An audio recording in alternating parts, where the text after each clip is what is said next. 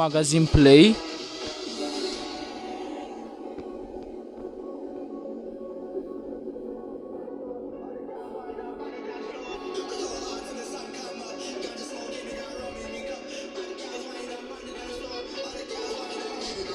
Nu mai puțin că îmi cere actualizare.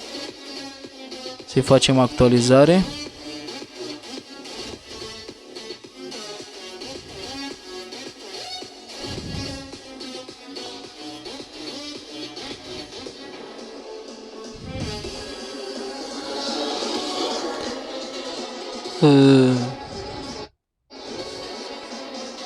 Trebuie doar să rulați în jos și bara de jos când se încarcă vă dă un cufăr. Uitați, acolo unde arată secunde.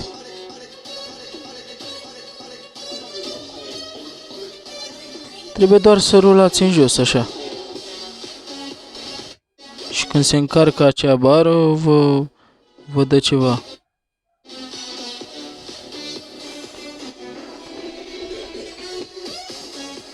Aici vă puteți lua diferite chestii. $10 pe Amazon. Trebuie să completați astea. Nu uitați. Voi sunteți cei mai tari și noi ne vom revedea data viitoare. Salut! 안녕하세요. 우리 엄마가 돼지꽃을 좋아하셔서 제 이름은 돼지입니다.